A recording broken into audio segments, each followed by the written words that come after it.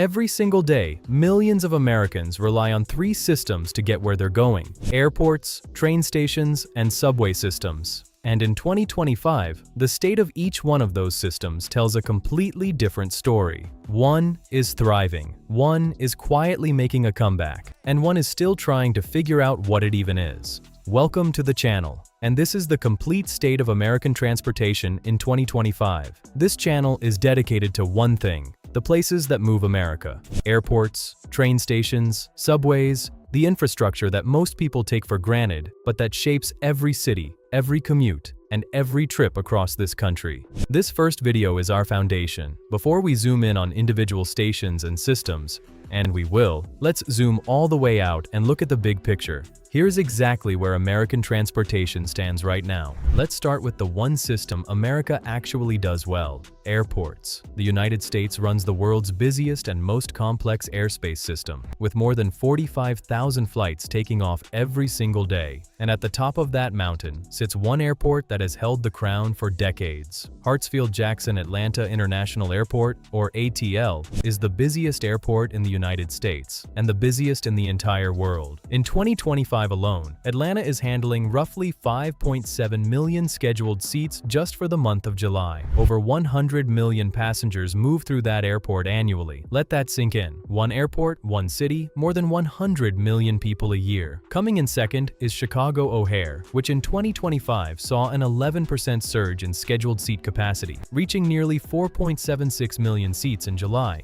making it not just the second busiest in the US, but third busiest in the entire world. Rounding out the top spots: LAX, DFW, Denver, JFK. These airports are the arteries of American travel. But here's where the story gets complicated. America's airport problem in 2025 is no longer just about bad terminals or long TSA lines. It's something deeper. It's a structural capacity crisis. America needs more than $128 billion in airport infrastructure investment. And the real problem isn't maintaining what we have. It's that we literally cannot build fast enough to keep up with demand. Permitting, federal land issues, environmental reviews, local opposition. Building a new airport in America takes decades. Atlanta has been debating a second airport for years. The conversation is ongoing. No ground has been broken. So, what does that mean for you as a traveler right now? It means that the great airports, Atlanta, Denver, Dallas, are going to keep getting busier, and the ones that are already stressed, LaGuardia, JFK, LAX, are going to feel it. The good news is that passenger traffic in 2025 has fully recovered from COVID and is exceeding pre-pandemic levels. Americans are flying more than ever. The system is just struggling to keep up with itself. Airports grade B+,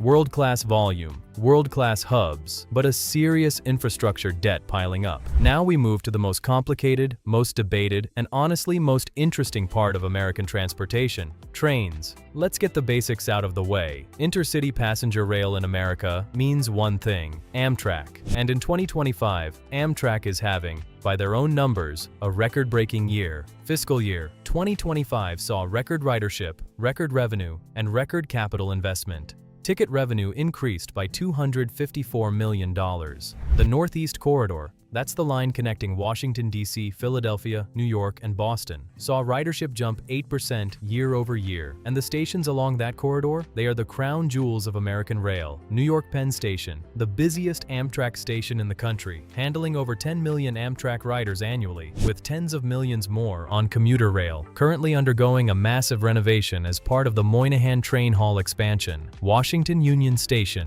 5.6 million Amtrak riders in fiscal year 2025, and one of the most architecturally stunning buildings in the country. Opened in 1907, still standing, still moving millions of people. Philadelphia 30th Street Station, 5 million riders, Beaux-Arts architecture, and genuinely one of the most beautiful train stations you will ever walk through. Chicago Union Station, 3 million Amtrak riders, the main hub for all long-distance travel in the Midwest. So the Northeast is thriving. But here's the catch: the rest of the country is a completely different story. Amtrak operates three very different divisions: the Northeast Corridor, the state-supported routes, regional lines supported by individual states, and the long-distance routes. And that third category, the long-distance trains, they are quietly falling apart. Long-distance ridership is not growing. Equipment on many routes is 30 to nearly 50 years old. The superliner cars that serve routes like the California, Zephyr and the Empire Builder were built in the late 1970s. Amtrak has had funding to replace them since 2021 and has still not finalized a design for what comes next. These long-distance trains are the face of Amtrak for most of America. For the parts of the country that have no Northeast Corridor, no high-speed rail, no alternatives, and they are being neglected. And then there's the bigger conversation. High-speed rail. America has one high-speed train, the Acela. It runs on the Northeast Corridor at a top speed of about 150 miles per hour, though its average speed is far lower because it shares tracks with commuter and freight rail. For comparison, Japan's bullet trains regularly hit 200 miles per hour. Spain, France, China, they all have national high-speed networks. America has one line shared with freight trains in one corner of the country. The new Avelia Liberty train sets, Amtrak's next-generation Acela replacement,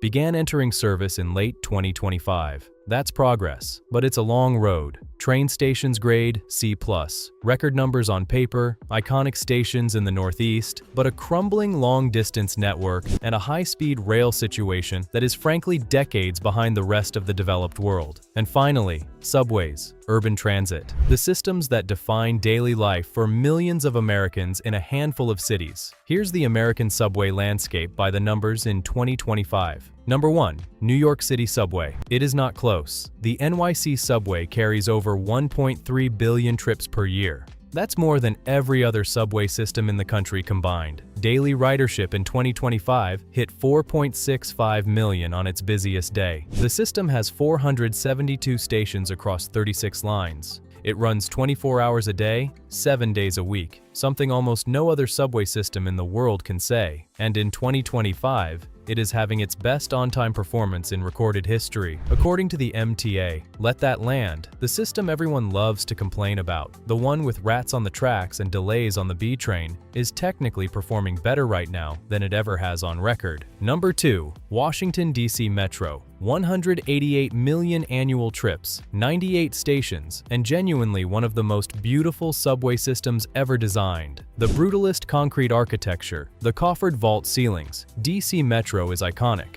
It has had serious reliability issues over the past decade, but ongoing capital investment is showing results. Number 3. Chicago L. 135 million trips, 146 stations, and one of the oldest elevated rail systems in the world, dating back to 1892. The L is Chicago's identity. It's also chronically underfunded, and CTA has faced persistent service reliability issues since the pandemic. Number 4. Boston's MBTA. 101 million trips, and it shares with the NYC subway the distinction of being one of the oldest subway systems in the Western Hemisphere. The red, orange, and blue lines date back to 1901. Rounding out the list, Philadelphia SEPTA at number 5, PATH in New Jersey at 6, BART in the Bay Area at 7, and MARTA in Atlanta at 8. Here's what's interesting about the subway picture in 2025. It's actually one of recovery and quiet optimism. Post-pandemic, every major system took a serious hit. Ridership collapsed, budgets cratered. BART in San Francisco saw its farebox revenue fall from 71% of its operating budget before the pandemic to just 29% in fiscal year 2024. Chicago's CTA has been struggling with driver shortages and reliability issues for years, but the trend line in 2025 is pointing upward across almost every major system. NYC's 1.3 billion annual trips are up 30% from 2022 and represent 85% of pre-pandemic levels. Ridership is recovering. Systems are slowly reinvesting. The fundamental challenge hasn't changed though. American cities outside of the Northeast and a handful of major metros simply don't have subway systems at all. Houston, Phoenix, Dallas, San Antonio, cities with millions of people and no heavy rail subway to speak of. That's a land use and political problem that goes way beyond transit agencies. Subways grade B-. NYC is genuinely improving. Other systems are recovering, but the gap between cities that have real transit and cities that don't remains one of the defining inequalities in American urban life. So here's the honest summary of American transportation in 2025. Our airports are the envy of the world in terms of volume and connectivity. but we're running out of room and running out of time to build more. Our train stations, especially the great ones like Union Station in DC, 30th Street in Philadelphia, and Chicago Union, are architectural masterpieces that deserve far more attention than they get. Amtrak is growing, but it needs to grow a lot faster, and it needs to stop neglecting the parts of America that have no other option. And our subways, in the cities lucky enough to have them, are quietly having one of their best years in recent memory.